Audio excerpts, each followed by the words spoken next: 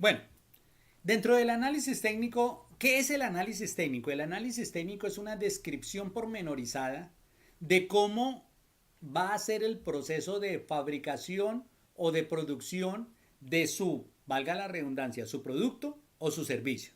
Entonces, yo haciendo un análisis y una búsqueda de fuentes secundarias, me di cuenta que la mayoría de libros de texto enseñan el proceso productivo de una empresa industrial.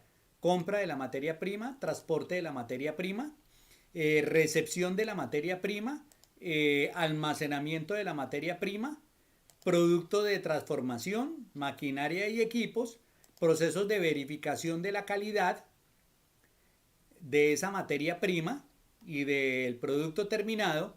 Y cuando la transformación ha concluido y nosotros hemos sacado un producto tangible, entonces cómo lo vamos a embalar, cómo lo vamos a transportar, cómo lo vamos a vender. Y aquí pongo el ejemplo. Vea, de 100 libros, 98 hablan sobre un proceso productivo transformador, es decir, compro materia prima, produzco valga la redundancia, un producto diferente, un producto final.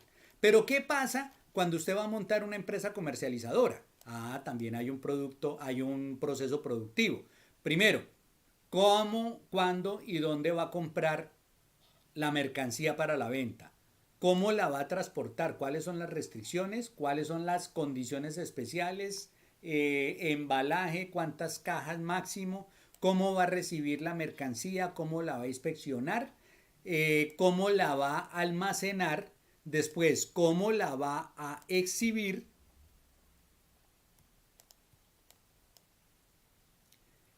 para ponerla a vender. Dese cuenta que sí hay un proceso productivo.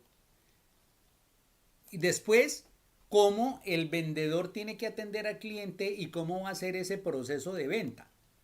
Y ahí termina el proceso productivo. Eso es lo que hay que explicar, ese es el análisis técnico. ¿Dónde voy a comprar las camisas? No, resulta que en Antioquia, en Medellín, hay una cantidad de maquilas. De hecho, hay muchas camisas americanas que se fabrican en Medellín, se transportan sin marquilla a Estados Unidos. En Estados Unidos le ponen la marquilla y no la vuelven a vender en Medellín. 5 veces el precio, costo, que costó la maquila, pero así somos los colombianos. Como la marquilla es extranjera, entonces pagamos 5 veces el precio que es. Ahora, ¿cuál es el proceso productivo de una empresa de venta de servicios? Vendedor en el día uno tiene una entrevista con el potencial cliente. Se escucha al cliente, se recaba toda la información sobre la problemática que presenta. Al otro día el vendedor le entrega la información a un gestor de valor. Es decir, venga, es una empresa que quiere celebrar el Día de la Madre en el resguardo de la Victoria. El gestor de valor es ese que organiza el día y dice, no, listo, entonces vamos a hacer la celebración del Día de la Madre como la celebramos nosotros los indígenas Piapoco.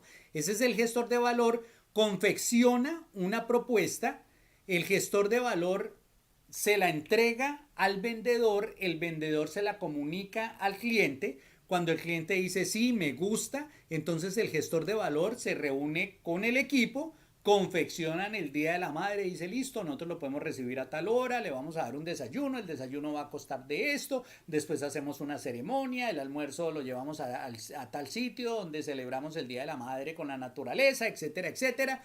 Confeccionan la propuesta. Cuando se la presentan al cliente y el cliente dice sí, me gusta la propuesta, entonces ya el gestor de valor con el vendedor ya tienen que ir los dos porque el gestor de valor es el que va a explicar la propuesta de prestación del servicio.